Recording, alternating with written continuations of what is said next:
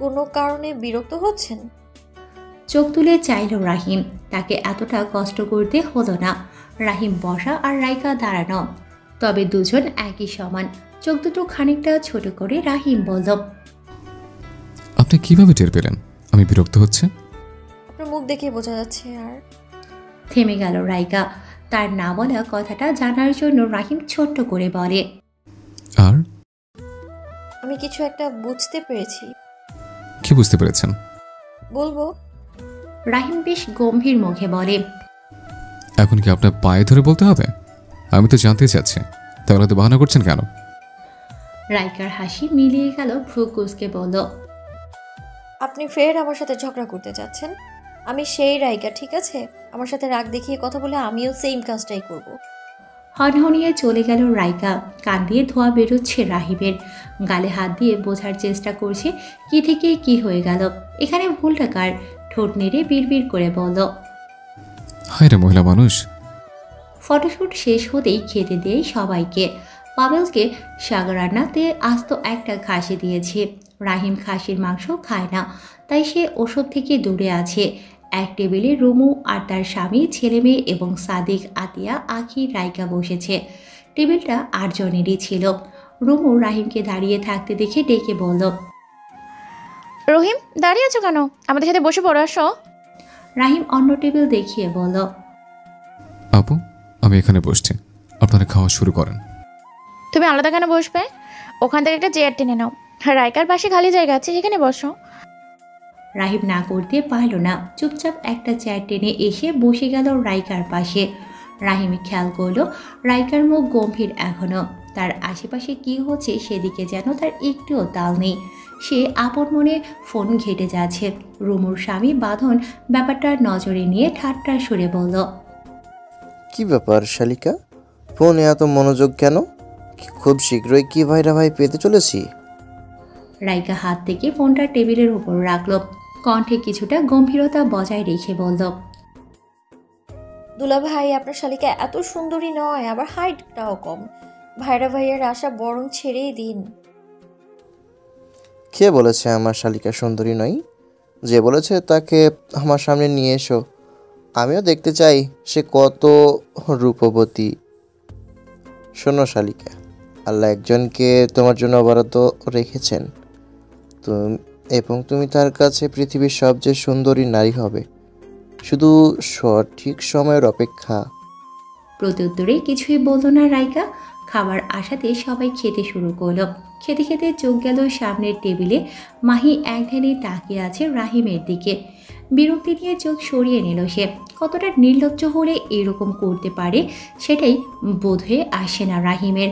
খাওয়া দাওয়া শেষে মেয়েকে বিদায় দেওয়ার প্রস্তুতি নিলেন রোজির পরিবার। পাবেলের বাবা নেই বলে তার 2 চাচাকে দায়িত্ব দিলেন মেয়ের।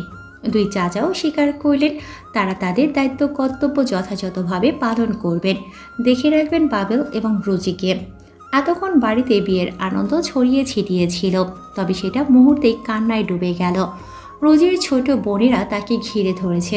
ভীষণ দুঃখ হচ্ছে তাদের। বড় বোনকে ছাড়া তারা একদণ্ড থাকতে পারে না। মায়ের মতো আদর যত্ন করে ছোট্ট বোনদের বড় করেছে রোজি। পরিবারের প্রয়োজনে কখনো কখনো রুচি বড় ছেলের দায়িত্ব পালন করেছে। সবসময় নিজেকে পরিবারের প্রয়োজনে নিমজ্জিত রেখেছে। একটা সময় সিদ্ধান্ত নিয়েছিল সে কোনোদিন বিয়ে করবে না, নিজে পরিশ্রম করবে, ছোট বোনদের পড়াশোনা শিখিয়ে বড় করে অন্যের ঘরে পাঠাবে এবং সে সারা জীবন বড় ছেলে হয়ে বাবা মাকে দেখভাল করবে। তবে আল্লাহর হুকুমে সে বিয়ে করতে বাধ্য।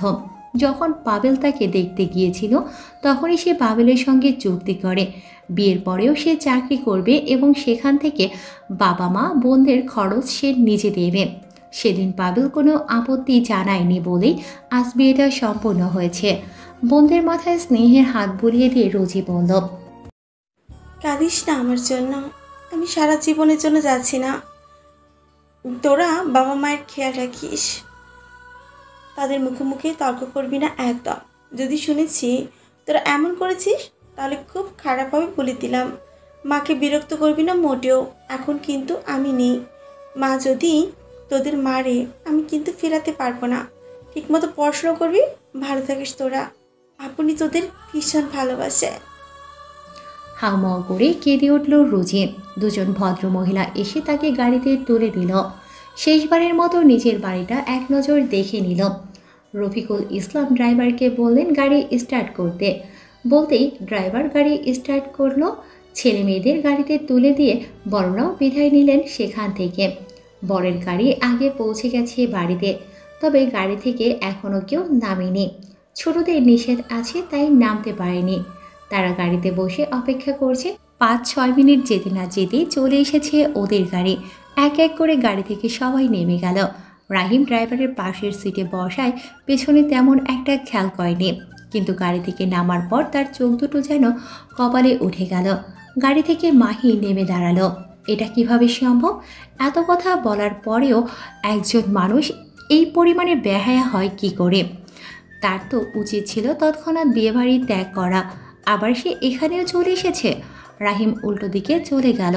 রুমু, বাঁধন, রাইকা, আখি, সাদিক, আতিয়া সবাই বাসর ঘরে ঢুকে ভেতর থেকে দরজা লাগিয়ে দিল। রাহিমকেও এতে সামিল করতে চেয়েছিল সবাই, তবে কেউই রাহিমকে খুঁজে পায়নি। দেরি হচ্ছে বলে ওরাই কাজ শুরু করে দিয়েছে। মাহি দরজার সামনে গিয়ে দাঁড়িয়ে কড়া নাড়তে শুরু করলো।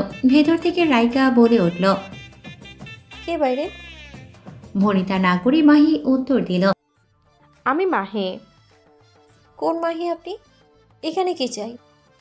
আমি রোজি আপুর বোন। ভেতরে যেতে চাই। এবার ফট করে সাদিক বলে ওঠে। আপনি রোজির বোন হন বা রোগীর বোন হন, ভিতরে আসা যাবে না, সরে যান। সাদিকের কথায় মুখ টিপে হাসছে সবাই। রুমু ভাইয়ের মাথায় গাঁটটা মেরে ফিস ফিস করে বলে, অতিথির সঙ্গে কেউ এইভাবে কথা বলে বেয়াদব? ও এখন কি মনে করবে বল ফাজিল? যা ইচ্ছে মনে করো, তার মনে সে মনে করবে, এতে আমাদের কি আপু? দেখোনি তাদের বাড়িতে আমাদের সঙ্গে কেমন আচরণ করেছে, কতগুলো টাকা আদায় করেছে। এবার দেখো আমরাও কম না। থাক ভাই, খুলে দে। শুধু মাহিনী তো আসবে। তুমি চুপ করো তো আপু। তোকে খুলতে বলছি কিন্তু, এক্ষুনি গিয়ে বিচার দিবে আমরা তার সঙ্গে খারাপ ব্যবহার করছি। জাহান্নামের চৌরাস্তায় গিয়ে ভিক্ষা করুক, তাতে আমাদের কি? সাদিক, খুল বলছি। সাদিক গলায় বিরক্তি নিয়ে বাঁধনের উদ্দেশ্যে বলল, এ দুলা ভাই, আপনার বউকে চুপ থাকতে বলেন, নয়তো তাকেও ঘর থেকে বের করে দিব। সাদিকের কথায় তাল মিলিয়ে বাঁধন বলল, এই বাবলি রাম্মু, চুপ থাকো তো, এত বেশি কথা বলছো কেন? কথাই বলবো না, একটু পরে তো সেই আমাদের শুনতেই হবে। বড়রা থাকা সত্ত্বেও কেন ঝামেলা হয়? বাঁধন বলতে যাবে অমনি সাদিক বলতে লাগলো, শোনো আপু, আজকের দিনে সবাই সমান, আর উনি আমাদের দলে আসতে পারবে না। উনি বিপক্ষের মানুষ। আমাদের দলে শুধুমাত্র আরেকজনই যোগ দিতে পারবে, সেটা হলো রাহিম ভাইয়া। আবার ওনার প্রতি দরদ দেখিয়ে কথা বললে কিন্তু তোমার খবর আছে আপু। হাল ছাড়া গলায় রুমু বলল, যা ভালো বুঝিস কর, আমি ভাগ পেলেই হলো। ভেতর থেকে কোনো সারা শব্দ না পেয়ে মাহি আবারও দরজায় ঠক ঠক করতে শুরু করে। ভেতর থেকে সাদিক চেঁচিয়ে বলল, শোনেন বিয়ান, দরজায় ঠক ঠক কেন? যদি গুলি করেন তবুও দরজা খুলবে না।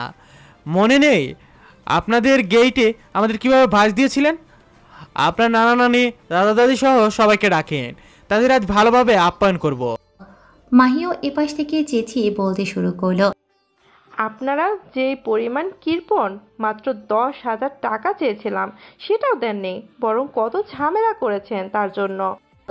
সাদিক টিটকেরি করে বলে, ও আচ্ছা, 10,000 টাকা মাত্র? তা বিয়ান, আপনাদের বাড়িতে কয়টা টাকা ছাপানো মেশিন আছে? মাহি প্রসঙ্গ পাল্টে বলে, আপনি কি দরজা খুলবেন না? আপনি কি এখানে আশা নিয়ে আছেন আমি দরজা খুলবো? ওকে ফাইন, জিজুকে ডাকছি, তারপর দেখা যাবে। ঠিক আছে, ধন্যবাদ, আপনি যেতে পারেন। অপমানিত বোধ করল মাহি। দ্রুত পায়ে দরজা ছাড়ল সে। রাত প্রায় 12টা। নয়া বরবধূকে ঘিরে কিছু নিয়মকানুন ছিল, সেসব পালন করে নিল। পাবেল বউকে নিয়ে ঘরের দিকে এলো। সঙ্গে রোজির বাড়ির কিছু লোক ছিল। বদ্ধ দরজার সামনে এসে থামল সবাই। এর মধ্যেই রাহিমও এসে হাজির হলো। সেও বন্ধুর পাশে দাঁড়িয়ে আছে। মাহি তার গা ঘেঁষে দাঁড়াবে এমন সময় রাহিম সরে গেল। প্যান্টের পকেটে 2 হাত গুজে টান টান হয়ে দাঁড়িয়ে এবার বাঁধনের উদ্দেশ্যে জোরে সোরে রাহিম বলল, দুলা ভাই, বাজেট কত? মুহূর্তে ভেতর থেকে উত্তর এলো। শালাবাবু 15। এবার সে রুচির দিকে তাকিয়ে হেসে বলল। ভাবি শুনেছেন? এবার টাকাটা দিয়ে সোজা ঘরে চলে যান। পেছন থেকে একজন বয়স্ক লোক বললেন। জামাই থাকতে বউ টাকা দেবো কেন? তোমরা জামাইয়ের কাছ থেকে টাকা নাও, আমার নাতিরে সাইডা দাও। রাহিম নিশ্চিত হলো উনি রোজির দাদা কিংবা নানা। একগাল হেসে আবারও রাহিম বলতে শুরু করলো। জামাই আপনাদের ওখানে গিয়ে টাকা পরিশোধ করে দিয়েছে, এবার আপনাদের পালা। আপনারা টাকা দিবেন, তারপর আপনাদের নাতনি ভেতরে যেতে পারবে। মাহি গলায় তেজ মিশিয়ে বলল। না না, দিয়ে দাও তো টাকা। আমরা কি তাদের মতো স্যাবলাকে টাকা দিতে ঝামেলা করব? মাহির কথা শুনে লোকটি পাঞ্জাবির পকেট থেকে 1000 টাকার একটা নোট বের করে রাহিমের দিকে এগিয়ে দিল। টাকা দেখে রাহিম বলল। না না, আমাদের বাজেট 15,000, 1,000 নয়। রোজির নানা ভ্রু কুঁচকে মুখ ঘুরিয়ে নিলেন। টাকা দিতে দেরি হচ্ছে দেখে ভেতর থেকে সাদিক বলল। টাকা দিতে যত দেরি হবে দরজা খুলতে ততই দেরি হবে। চটপট ঘরে আসতে চাইলে ঝটপট টাকা দিতে হবে। এতক্ষণ পাবেল চুপ ছিল, এবার উপায় না পেয়ে বলতে শুরু করলো। সাদিক দেখ ভাই, এরকম করিস না, আমরা সবাই খুব ক্লান্ত, বোঝার চেষ্টা কর, দরজা খোল, টাকা দিব। প্রত্যুত্তরে সাদিক বলে। ভাইয়া তুমি এসবে এসো না, টাকা ভাবির পক্ষে থেকে নেব। ভাবি দিতে পারে, ভাবির বোন চাইলেও দিতে পারে, বা ভাবির নানা। মোট কথা ভাবির পক্ষ ছাড়া আর কারো টাকা নেওয়া হবে না। তোমাদের সঙ্গে আমাদের দলের লোক আছে, সুন্দর করে টাকাগুলো দিয়ে দিতে বলো। বোঝা হয়ে গেছে তাদের আবদার না মেটালে দরজা খুলবে না। রুচি পার্স থেকে কিছু টাকা বের করে রাহিমের দিকে এগিয়ে দিয়ে বলল। ভাইয়া, এই টাকাটা ধরেন। রাহিম টাকাগুলো হাতে নিল। ভেতর থেকে সাদিক বলল ভালো মতো গুনতে। রাহিম তাই করল। 5000 টাকা দিয়েছে। সাদিককে দরজা খুলতে বলা হলে সে জানায় নানার কাছে থাকা 1000 টাকাও দিতে হবে। রুচি ঠিক তাই করে। এবার রাহিম বলল। টাকা পেয়ে গেছে, দরজা খুলে দাও। মুহূর্তের মধ্যে সাদিক দরজা খুলে বেরিয়ে আসে। তার পিছু পিছু এক এক করে সবাই বের হয়। সাদিক রুচির দিকে তাকিয়ে এক ভ্রু উঁচিয়ে বলে। আপনি কাজটা ঠিক করলেন না ভাবি। আপনার ভাই বোন আমাদের কাছ থেকে 9000 টাকা মেরেছে, তারপর কৃপণতার উপাধি দিয়েছে, আর আপনি দিলেন মাত্র 6000। প্রথম দিন বলে ছেড়ে দিলা। রাহিমকে টেনে নিয়ে সেখান থেকে চলে এলো সাদিক। একটা ফাঁকা জায়গায় এসে টাকাগুলো ভাগাভাগি করলো। ছোট থেকে শুরু করে সবাইকে দিয়েছে টাকার ভাগ। যে যার মতো গিয়ে ফ্রেশ হয়ে নিল। রাহিম শুতে যাবে এমন সময় সাদিক বলে। ভাইয়া চলেন বাইরে থেকে ঘুরে আসি। রাত এখন 1:30। সাদিকের এমন কথা শুনে রাহিম বলল। পাগল হয়েছে নাকি? ঘুরে দেখো কয়টা বাজে। তা যে কয়টা বাজার বাজুক, এখন আর ঘুম আসবে না। দুলাভাইকে ডেকে চলেন, 3 জন হেঁটে আসি। গ্রামের কেউ দেখলে বলবে নেশা করে বাড়ি ফিরছে। শুয়ে পড়ো, আস্তে আস্তে ঘুম চলে আসবে। চলেন না ভাইয়া। আচ্ছা আপনি কি ভূত প্রেত ভয় পান, সেজন্য যেতে চাইছেন না? রাহিম টান টান হয়ে শুয়ে বুকের উপর 2 হাত রেখে বলতে লাগলো। ভূত বলতে পৃথিবীতে আলাদা কিছুই নেই। আমরা মানুষেরই বড় ভূত। আমরা ভূতকে লালন পালন করি প্রতিনিয়ত। ভুল দূর থেকে ভয় দেখায়, অথচ আমরা মানুষেরা কি করে মানুষের খুব কাছে এসে পেছন থেকে আঘাত করে, কখন আবার সামনে থেকে মেরে দেয়। তাহলে ভেবে দেখো কে বেশি ভয়ঙ্কর, মানুষ নাকি ভূত? সাদিক চুপচাপ ঝিম মেরে বসে রইল। সে বুঝতে পেরেছে রাহিমের কথাগুলো। রাহিম উঠে বসে বলল। চলো ঘুরে আসে। সাদিক খুশি হয়ে এক লাফে খাট থেকে নেমে গেল। রুমুর ঘরের সামনে এসে বাঁধনকে ডেকে নিল। বাড়ির সীমানা ছাড়িয়ে মোড়ের দিকে হাঁটা দিয়েছে 3 জন। বাঁধন তার জীবনের কিছু ঘটনা বলছে ওদের। রাহিম চুপচাপ শুনছে, তবে সাদিক মাঝে মাঝে কথার মধ্যে বা হাত দেয়। 20 মিনিটের পথ হেঁটে এলো। অবশেষে একটি চায়ের দোকান খোলা দেখে সন্তুষ্টির হাসি হাসল তারা। একটা টঙে কয়েকজন বয়স্ক লোক বসে চা খাচ্ছে আর গল্প করছে। আরেকটা টং খালি পেয়ে সেখানে 3 জন আরাম করে বসল। বাঁধন 3টে চা দিতে বলল। ওপাশে বসা লোকগুলোর মধ্যে থেকে একজন বললেন। কে তোমরা? এত রাতে কই থেকে আইছো? তিনজনের মধ্যে বাঁধন বড় এবং সে এই গ্রামের ব্যাপারে ভালো করেই জানে সবটা, তাই সেও উত্তর দিল। চাচা, আমরা এই গ্রামেরই। তা কোন বাড়িতে থাকো? মণ্ডল বাড়িতে থাকি। কার পোলা তুমি? তোমার আব্বা মারছে? না চাচা, আসলে আমি মণ্ডল বাড়ির জামাই। আমার শ্বশুর আব্বাই মারা গেছেন। ও আচ্ছা, তোমার শ্বশুর খুব ভালো মানুষও ছিল। তোমার চাচা শ্বশুর রফিকুল, আব্দুল, ওরা 3 ভাই ভালা। আমার ছোট্ট ভাইয়ের লগে ওর আমি বড় ছিলাম ঠিক, কিন্তু খেলাধুলা ঘোরাঘুরি হগলগা করতাম। তোমরা কি 3 ভাই? বাঁধন একগাল হেসে উত্তর দিল। হ্যাঁ, আমরা ভাই বন্ধু সবই।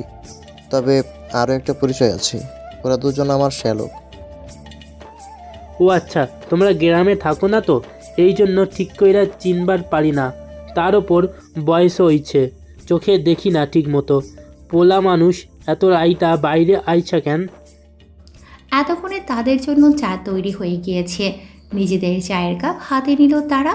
সাদিক প্রথম চুমুক দিয়ে প্রাণ জোড়ানো শব্দ করল। চা খাওয়া মারাত্মক নেশা। বিয়ে বাড়িতে সবাই ব্যস্ত থাকায় কাউকে বলতে পারে না চা বাড়িয়ে দিতে। মধ্যরাতে চা খাওয়ার নেশা তাকে আক্রমণ করেছে, তাই সে বাইরে হাঁটতে আসার বায়না ধরেছিল। সে জানতো এই দোকানটা ঠিকই খোলা থাকবে। শেষ রাত পর্যন্ত তিনি চা বিক্রি করেন। দোকানের সামনে দিয়েই বহু বাস যাতায়াত করে। ক্লান্তি দূর করতে অনেক যাত্রী বাস থেকে নেমে চা খায়। দিনের তুলনায় রাতে বেচাকেনা ভালো হয় বলেই তিনি রাত জাগেন। পরপর রাহিম বাঁধন চায়ে চুমুক দিল। লোকটি উত্তরের আশায় বাঁধনের দিকে তাকিয়ে আছে। তা দেখি বাঁধন চটজলদি উত্তর দিল। আসলে চাচা, ঘুম আসছিল না, তাই ভাবলাম একটু চা খেয়ে আসি। লোকটি উত্তর পেয়ে মুখ সরিয়ে নিলেন। খানিকটা হেসে তার সহপাঠীদের উদ্দেশ্যে বললেন, দেখো, আজকালই পোলাপান চা খাইতে এত রাইতে এখানে চইলা আইছে। আর আমাগো সময় মাই সন্ধ্যাবেলা ভাত দিয়া একটু দেরি করলে ঘুমিয়া পড়তাম। দোকানদার বলে উঠলেন, যুগ বদলাইছে ভাই। আগে আমরা 5 পয়সা 10 পয়সা দিয়া সাদাই কিন্না খাইতাম, আর এখন রাত পড়ে নাই এমন পোলা পাইন 10 থেকে 15 টাকা দিয়া একটা কইরা সিগারেট খাই। চিন্তা কইরা দেখো দুনিয়া কত আগাইয়া গেছে। ঠিক কইরাছ, এখন মাইন্ডসে টাকা আইছে মেলা, এই জন্য হেরা খারাপ নেশায় আসক্ত আইছে। আমাদের সময় এক মুঠো ভাত কেমনে খামু সেই চিন্তায় দিনরাত কাইটা যেত। তারা তাদের মতো কথা বলছে। রাহিম চায়ের টাকা দিতে গেলে বাঁধন বাধা দিয়ে বলে, দুলা ভাই উপস্থিত থাকতে সারাটা বিল মেটাবে, এটা কিভাবে হয়? রাহিম হাসি মুখে বলে, সেটাই তো, দোলাভাই থাকতে আমাদের কিসের চিন্তা। হাসলো বাঁধন। চা খাওয়া শেষ, তাই এখানে বসে আর সময় নষ্ট করতে চাচ্ছে না তারা। মুরব্বীদের কাছ থেকে সুন্দর মতো বিদায় নিয়ে বেরিয়ে গেল। সাদিক ওদের মাঝ বরাবর হাঁটছে। দুপাশে রাহিম এবং বাঁধন ফোনের ফ্ল্যাশলাইট জ্বালিয়ে হাঁটছিল। হঠাৎ রাহিম আলোটা সাদিকের মুখের দিকে তাক করে বলল, কেমন লাগছে তোমার? সেই তো তখন আমাকে বলেছিলাম ভূতে ভয় পাই আমি, এখন নিজের ভয়ে এভাবে মাঝখানে হাঁটছ। শব্দ করে হেসে উঠল বাঁধন আর রাহিম। সাদিক মুখ ভার করে বলল, এভাবে মজা নিচ্ছেন? ঠিক আছে, সময় আমাদেরও আসবে। আমার ঠান্ডা লাগছে তাই এভাবে হারছি, আমি ভয়টাই পাই না। সাদিক বলতে বলতে হেঁটে যাচ্ছে। বাঁধন রাহিমের হাত টেনে ধরে দাঁড়ালো। দুজনে আলো নিভিয়ে ধীরে ধীরে সাদিকের পেছন পেছন হাঁটতে লাগলো। কিছু দূর গিয়ে অনুভব করলো তার দুপাশে কেউ নেই। চোখ মুখ খিচে বন্ধ করে ভয়াতুর গলায় চেঁচিয়ে বলল, দুলাভাই, রাহিম ভাইয়া। বেশ ভয় পেয়েছে বেচারা। পেছন থেকে ওরা দৌড়ে গেল। পুনরায় ফ্ল্যাশলাইট জ্বালিয়ে নিল। বাঁধন মিট মিট করে হেসে সাদিকের পিঠ চাপকে বলল, কি শালাবাবু, ঠান্ডায় চেঁচিয়ে উঠলে? সাদিক নাক ফুলিয়ে বলে, আজ আর কিছু বলছি না, সকাল হোক তারপর দেখে নিব। সাদিকের কাঁধে দুজন দুপাশ থেকে হাত রাখলো যাতে বাকি পথ ভয় না পায়। বাইরের ঠান্ডা বাতাসে শীতল হয়ে গেছে তাদের শরীর। রুমও দরজা বন্ধ করে ঘুমিয়ে পড়েছে। এখন ডাকলে খুব বিরক্ত হবে, তাই বাঁধন সাদিকের ঘরে ওদের সঙ্গেই শুয়ে পড়ল। সারাদিনে প্রচুর ধকল গিয়েছে। বিছানায় শুয়ে বেশ আরাম পাচ্ছে। শুয়ে শুয়ে এটা সেটা গল্প করতে করতে ঘুমিয়ে গেল তারা সবাই। রাতের আধার পেরিয়ে ভোরের আলো ফুটেছে। নাম না জানা পাখিগুলো মিহি সরিয়ে ডেকে চলেছে। তারা যেন মানুষ জাতির ঘুম ভাঙানোর দায়িত্ব নিয়েছে। সবাই ঘুম থেকে ওঠার আগ পর্যন্ত ডেকেই চলে। সাদা মেঘের আড়াল থেকে যখন সূর্য মামা বেরিয়ে আসে, ঠিক তখনই তারা বিদায় নেয়। শেষ রাতে ঘুমানোর ফলে ঘুমটা ভারী হয়েছে। এখনও ওঠেনি রাহিম। বিভোর ঘুমে আচ্ছন্ন। কানে হালকা মানুষজনের কথা বলার শব্দ ভেসে আসে। তাদের হেঁটে চলার শব্দ, হাসির শব্দ, হুড়োহুড়ির শব্দ, সবই কান পর্যন্ত পৌঁছচ্ছে। তবে চোখ খোলার শক্তি নেই। ঘুমন্ত অবস্থায় দুগালে কারো হাতের ঠান্ডা স্পর্শ অনুভব করল রাহিম। দুর্বলতাকে দূরে ঠেলে চোখ মেলে চাইল। ঘোলাটে চোখে একটি হাসি মাখা মুখ দেখতে পেল। রাহিমের মুখের দিকে বেশ খানিকটা ঝুঁকে আছে। গালের উপরে থাকা হাত দুটোকে রাহিম এক ঝটকায় সরিয়ে দিয়ে চট করে উঠে বসল। ঘুমন্ত মস্তিষ্ক মুহূর্তের আগে ছেয়ে গেল। চোয়াল শক্ত, চোখ লাল, কপালের রোগ ফুলে উঠেছে। ঝাটকা সামলাতে না পেরে থপ করে মাটিতে পড়ে গেল মাহি। মুষ্টিবদ্ধ করে বিছানা থেকে নেমে দাঁড়ালো রাহিম। ঘরে আর কেউ নেই। বিছানায় শুধু রাহিমই ঘুমিয়েছিল। আর এই সুযোগেই মাহি ঘরে ঢুকেছে। মাটি থেকে উঠে দাঁড়ালো মাহি। মুখ উঠিয়ে রাহিমের দিকে এগিয়ে গেল কিছু বলতে। সেই মুহূর্তেই ঠাস ঠাস করে দুগালে কষে বসালো দুটো চর। টিনের ঘরে বলে শব্দ কম হয়নি। আর চরটাও শক্ত হাতেই বসিয়েছে।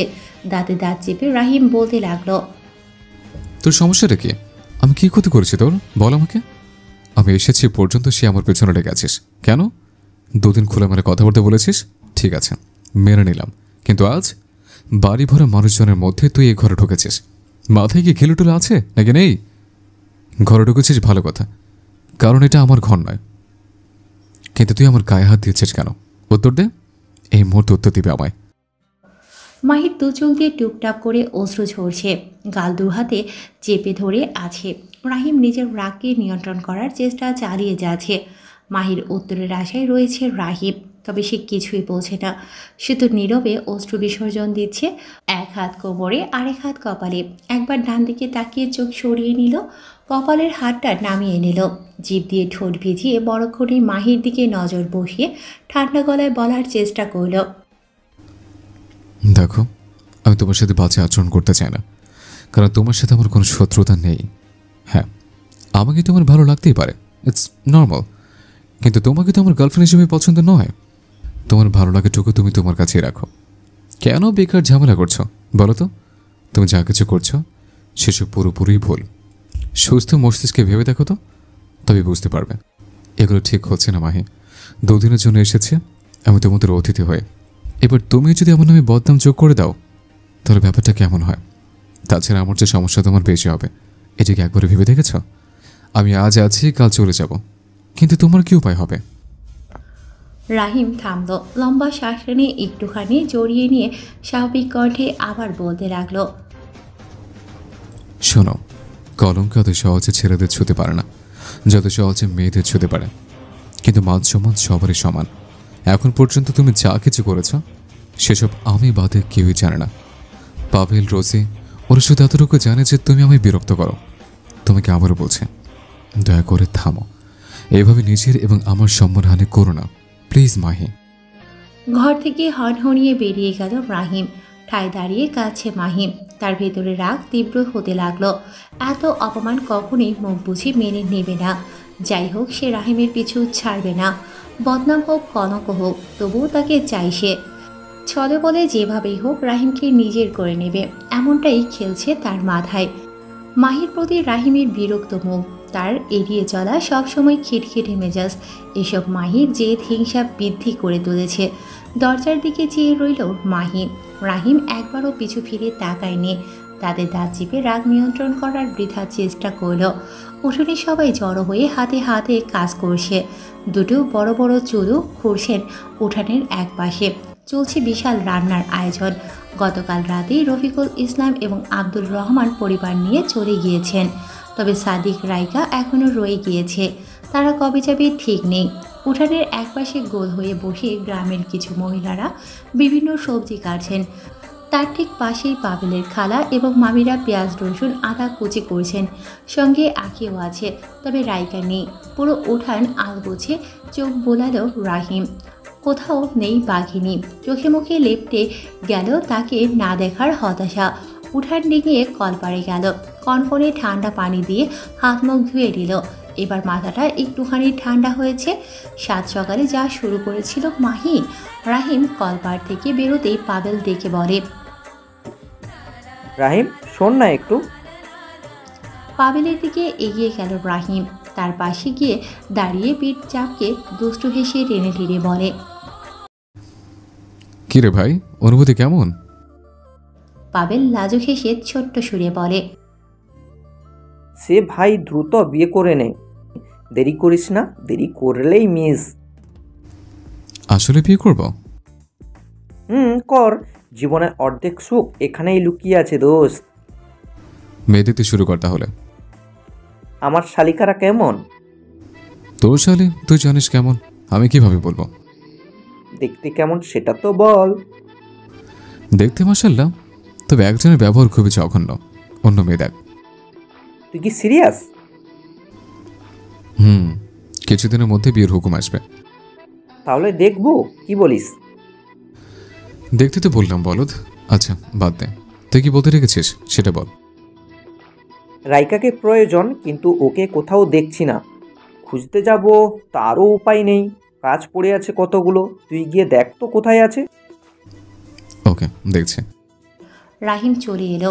সর্বপ্রথম রাইকার ঘরের দিকে পা বাড়ালো। তার ঘরের দরজা পুরো খোলা। রাহিম উকি মেরে দেখলো ঘরের ভেতরে কেউই নেই। সেখান থেকে ফিরে এলো। সাদিককে সামনে পেয়ে জিজ্ঞেস করলো, তোমার ব্রিলিয়ান্ট আপু কোথায়? সাদিক এদিক ওদিক এক নজর দেখে চট করে বলল, আমি তো আপুকে দেখিনি ভাইয়া। ঠিক আছে, যাও। কোনো সমস্যা ভাইয়া? না। তাহলে আপুকে খুঁজছেন কেন? আমি না, পাভেল খুঁজছে। ও আচ্ছা, মেজো আব্বুর ঘরে থাকতে পারে। আমি যাই, কাজ আছে।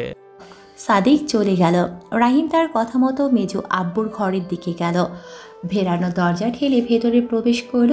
বিছানার উপর টান টান হয়ে ঘুমিয়ে আছে সে। দিন দুনিয়ার চিন্তা নেই তার। এত বেলা হয়েছে সেই খেয়ালও নেই। এখান থেকে রাইকার মুখটা ভালোভাবে দেখা যাচ্ছে না। খানিকটা এগিয়ে গেল রাহিম। এবার ঠিক আছে, তবে কপালের মুখে অসংখ্য চুল এসে আঁকড়ে ধরেছে। একদমই নড়চড় করছে না চুলগুলো। ঘুমন্ত মুখখানা ঢের বাচ্চা বাচ্চা লাগছে। সহজ সরল নিষ্পাপ একটা মুখ। রাহিমের চোখ স্থির ছোট্ট ঠোঁটজোড়ার উপর। কিছু সুন্দর লাগছে, একদম ঘুমন্ত পরীর বাচ্চা একটা। রাহিম চোখ সরিয়ে নেওয়ার চেষ্টা চালালো, তবে সে ব্যর্থ হলো। এই মুহূর্তে তাকে যদি পেছন থেকে আঘাত করা হয় তবুও তার চোখ সরানো দুষ্কর হয়ে যাবে। রাহিম খাটের একেবারে কাছে গিয়ে হাঁটু গেড়ে বসে গেল। রাইকার মুখের খুব কাছে রাহিমের মুখ। বুকের ভেতর ধুকধুক শুরু হয়ে গেল। অদ্ভুত এক অস্বস্তি হতে লাগলো। মন বলছে একটুখানি ছুঁয়ে দিলেই শান্তি মিলবে। মনের বিরুদ্ধে বিবেক বাধা সেধে দাঁড়িয়েছে। একজন ঘুমন্ত মানুষকে ছুঁয়ে দেওয়া মোটেই উচিত হবে না। এটা যে অন্যায়, চরম অন্যায়। অন্যায় কাজ কখনো রাহিম করতে পারে না। তাকে দিয়ে অপরাধ হয় না। মন বিবেকের বিপাকে পড়েছে রাহিম। একবার হাত বাড়াচ্ছে, পরক্ষণেই আবার সরিয়ে নিচ্ছে। মনের কাছে বিবেক পরাজিত হলো। আলতো হাতে মুখের উপর থেকে চুলগুলো সরিয়ে দিল। গালে হাতের স্পর্শ পেয়ে হালকা নড়ে উঠল রাইকা। তাকে নড়তে চড়তে দেখে তৎক্ষণাৎ দাঁড়িয়ে গেল রাহিম। হালকা গলা খাকারি দিয়ে নিজেকে সামনে নিল। একবার দরজার দিকে চেয়ে পুনরায় রাইকার মুখের দিকে চাইল। এই মুহূর্তে ভীষণ ঠান্ডা মেজাজ তার। কণ্ঠে কোমলতা নিয়ে ডাকল, রাইকা, ও রাইকা, শুনতে পাচ্ছেন আমার কথা? চোখ মিটমিট করতে দেখে রাহিম সরে এলো। খাটের সাথে নিজের বেশ দূরত্ব রেখে দাঁড়ালো। ফের ডাকতে যাবে সেই মুহূর্তেই চোখ মিলে চাইল রাইকা। রাহিমের উপর চোখ পড়তেই রাইকা বলল, আপনি এখানে, কোনো প্রয়োজন? রাহিম ভনিতা করল না, সোজা উত্তর দিল, হ্যাঁ, পাভেল আপনাকে খুঁজছে। কেন? সেটা আমি বলতে পারবো না, আপনি গিয়ে শুনে নিন। আর কিছু বলল না রাইকা। এলোমেলো চুলগুলো কোনো পথে পেঁচিয়ে বিছানা থেকে নেমে দাঁড়ালো। ওনা গায়ে ছিল, শুধু সেটা মাথায় টেনে নিল। দু হাতে গাল মুখ মুছে রাহিমের উদ্দেশ্যে বলল, চলুন। আগে আগে হেঁটে চলেছে রাইকা, তার পেছনে রাহিম। রাইকা পাবেলের কাছে চলে গেল। তাদের ব্যক্তিগত ব্যাপার ভেবে সেখানে গেল না রাহিম। অদূরে দাঁড়িয়ে বাঁধন সে হাত উঁচিয়ে রাহিমকে ডাকলো। সে কোনো কিছু না ভেবে বাঁধনের ডাকে সাড়া দিতে এগিয়ে গেল তার কাছে। আত্মীয়দের খেতে দেবে সেই জায়গা ঠিক করছে ওরা। বাঁধন, সাদিক, সঙ্গে গ্রামের কিছু মানুষ। রাহিম বুঝতে পারল তাকে এখানে কেন ডাকা হয়েছে, তাই সেও হাত লাগাতে শুরু করলো। কাজ প্রায় শেষের দিকে। আঁখি এসে চুপচাপ রাহিমের পাশে দাঁড়ালো। কিছু বলছে না দেখে রাহিমই জিজ্ঞেস করলো। কি বলবে আখি? কথা বলার সুযোগ পেয়ে আঁখি বলে, ভাইয়া আপনাকে একজন ডাকছে, বাড়ির পেছনের যে বাগান আছে সেখানে।